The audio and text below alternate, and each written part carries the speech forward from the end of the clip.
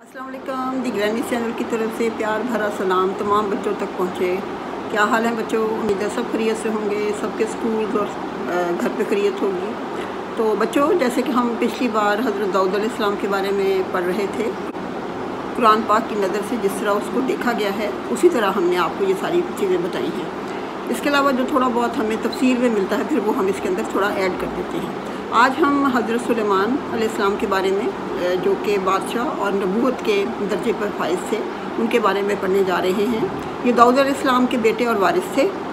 अल्लाह ताला ने उन्हें परिंदों और जानवरों की बोली से रूशनास करवाया था, यानी वो जानते थे उनकी बोली को, समझते थे कि वो क्या बोल रहे हैं। इसी तरह जैसे कि आप जानते हैं कि उनके वालिद को भी ये वाली जो चीज़ है इस पर अबूर हासिल था। वो उन सब की बोली को समझते थे। उनको सब जिनों, इंसानों, परिंदों और जानवरों को अल्लाह ताला ने उनके ताबे किया हुआ था। ये सूरह अंबिया में आप पढ़ सकते हैं। अच्छा, इसके साथ मैं बताती चलती हूँ कि इसको हम सुलेमान अलैहिस्सलाम के बारे में अगर पढ़ना चाहें कुरान पाक में तो सूरह अंबिया, सूरह सबा और सूरह नमल में इसका बहुत ज़्यादा हमें पढ़ने को पता चलता है। और एक बार हज़रत सुलेमान अपने लश्कर समेत, जिसमें कि जिनों, इंसान, परिंदे, जानवर सब शामिल थे, क्योंकि ये तमाम जो हैं ये हज़रत सुलेमान अलैहिस्सलाम के अंडर थे, ताबा थे, तो जहाँ भी जाते थे पूरा लश्कर उनके साथ चलता था। ये इत्तफाक से चूंटियों वाले जो इलाका था उसमें जा पहुँचे, जो चूंटियों की आबादी थी। तो चूंटियों ने उनको देखकर जल्दी जल्दी कहा कि अपने अपने बिलों में घुस जाओ कि हम उनके पाँव के नीचे ना जाएँ। सुलेमान अलैहिस्सलाम के कानों में ये आवाज़ें पड़ी तो वो तो इनको समझते थे, तो वो मुस्कुरा उठे। सूरह नमल में इसका जिक्र कुछ यूँ है, आयत नंबर 19, और कुछ यूँ शुक्र अदा किया कि मुस्कुराकर हंस पड़े उसकी बात से और बोले, ए मेरे रब, मेरी किस्मत में दे कि मैं शुक्र अदा करूँ और तेरे एहसान का जो तूने किया मुझ पर और मेरे माँ बाप पर, और ये कि करूँ काम नेक जो तुझे पसंद हो और मिला ले मुझको अपनी रहमत से अपने नेक बंदों के दरमियान। हज़रत सुलेमान को महसूस हुआ कि परिंदों के दरमियान में हुदहुद जो है वो मौजूद नहीं है। तो उन्होंने कहा कि मैं नहीं देखता उसको, या वो गायब है, उसको सज़ा दूंगा सख्त या ज़िबा कर डालूंगा, या लाए मेरे पास कोई सनद सरही। ये सूरह नमल की आयत नंबर 21। थोड़ी देर के बाद हुदहुद आ गया और कहा कि आया हूँ मैं मुल्क सबा से एक ख़बर लेकर तेरे पास। 22 नंबर आयत। मैंने देखा कि एक औरत को जो वहाँ हुक्मरानी करती है उसके पास हर चीज़ है और उसका तख्त बहुत बड़ा है। वो और उसके लोग जो हैं वो सूरज की पूजा करते हैं और शैतान ने उनको उस पर लगा रखा है और वो समझते हैं कि वो बिल्कुल ठीक कर रहे हैं। हालांकि उनको अल्लाह ताला का सजदा अदा करना चाहिए कि जिसने उनको हर चीज़ से नवाजा हुआ है। हज़रत सुलेमान ने इस पर कहा कि हम अब देखते हैं कि तूने सच कहा है कि झूठ। ये ले मेरा ख़त, और उन तक ये पहुँचा किया।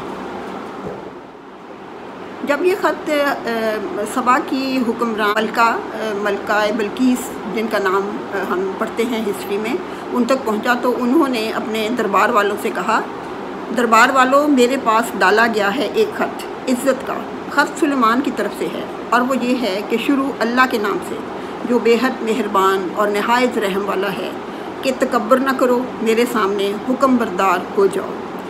फिर कहा, ए दरबार वालों, बताओ क्या करना चाहिए।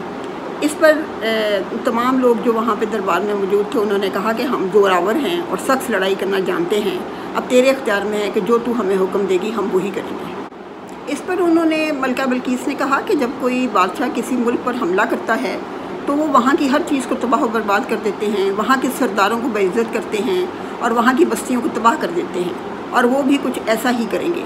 ये आयत नंबर 34 है नमल की। मैं रवाना करती हूँ कुछ तहाइफ उनकी तरफ, फिर देखते हैं कि वो क्या करते हैं। ये मलका बल्कीस ने अपने दरबार वालों से कहा। जब उनका सफ़ीर तहाइफ लेकर हज़रत सुलेमान अलैहिस्सलाम के पास पहुँचा तो उन्होंने कहा कि क्या तुम मेरी आयानत करते हो माल से, जबकि उससे मेरा बहुत बेहतर अल्लाह ने मुझे बख्शा हुआ है। तुम ही इन तहाइफ से खुश रहो, चले जाओ। अब हम पहुँचते हैं अपने लश्कर के साथ जिनसे तुम मुकाबला ना कर सकोगे, और निकाल देंगे उनके वहाँ से ज़लील ख्वार करके। इसके बाद हज़रत सुलेमान ने अपने दरबार में कहा कि कोई ला सकता है उसका तख्त इससे पहले कि वो मेरे हुक्म बरदार बनकर आएँ। इस पर एक जिन बोला, मैं ला सकता हूँ पहले कि तू अपनी जगह से उठे। इस पर एक शख्स बोला जिनके पास इल्म था कि मैं आँख झपकने में ला सकता हूँ। फिर जब तख्त इधर देखा अपने पास तो हज़रत सुलेमान बोले कि उसको थोड़ा सा बदल दो ताकि हम देखें कि वो उसको पहचान सकती है कि नहीं।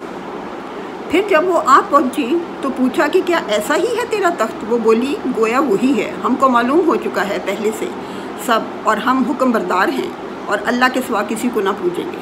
फिर उनको महल के अंदर चलने के लिए कहा गया। जब वो अंदर दाखिल होने लगी तो उन्होंने अपना लिबास अपने हाथों से ऊपर उठा लिया। वो समझी कि नीचे पानी है जिससे कि उनका लिबास जो है वो गीला ना हो जाए।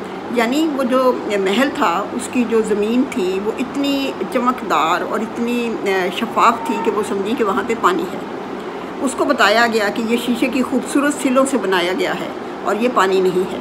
इस पर वो बोली कि ए रब, मैंने अपनी जान पर जुल्म किया, अब मैं इस्लाम में दाखिल हो चुकी हूँ अपनी रूह अपने रब के हुजूर जो सारी दुनिया का मालिक है, सुलेमान के साथ। ये तो था बच्चों मलका का किस्सा, मुल्क सबा की हुक्मरान थी।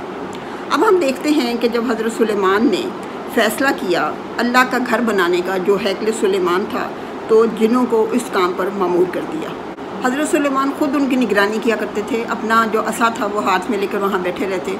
इसी असनाम में उनका इंतकाल हो जाता है और जो जिन हैं उनको बिल्कुल मालूम नहीं पड़ता कि उनका इंतकाल हो गया है, क्योंकि वो जो अपना असा था उसके सहारे पर वहाँ पे बैठे रहे जब तक कि वो असा को नीचे से दीमक ने खाना शुरू कर दिया। और फिर जब वो गिर पड़े तो सबको मालूम हुआ कि उनका इंतकाल हो चुका है। तो इससे हमें ये भी पता चलता है कि जो कहा गया है कि जिन सब कुछ जानते हैं वो सही नहीं लगता। ये सब अल्लाह ताला की देन है कि जब वो किसी को चाहे उसी वक्त उसको मालूम पड़ता है। तो यूँ हज़रत सुलेमान अलैहिस्सलाम का इंतकाल हुआ बच्चों, और ये एक बहुत ही अजीम हमारे पैगंबर थे और उनके पास अल्लाह ताला ने इतनी सारी नेमतों से उन्हें सरफराज किया हुआ था। तो इसको ज़रूर कुरान पाक की रोशनी में देखिएगा इस किस्से को कि किस तरह बयान किया गया है, और ख़ुद पढ़िएगा, इससे बड़ा ही अच्छा आपको लुत्फ़ आएगा और आपको मज़ा आएगा। तो चलें बच्चों, ये कहानी ख़त्म होती है। उम्मीद है ज़रूर आपको पसंद आई होगी। मुझे तो बहुत ही लुत्फ़ आया है इस कहानी को पढ़कर। बचपन से सुनते आ रहे थे, लेकिन जो मुझे लुत्फ़ आया है इसको कुरान पाक की रोशनी में देखकर, ख़ुद पढ़कर, और फिर जब इसकी तफासीर भी हम पढ़ते हैं तो इसकी और भी हमें जो साको सबाक है, जो इसकी हिस्ट्री पीछे से जो और चीज़ें लिंक्ड होती हैं उनके बारे में भी पता चलता है। तो उम्मीद है आपने भी इसको ज़रूर पसंद किया होगा। Thanks for watching. I love you. खुदा हाफ़िज़।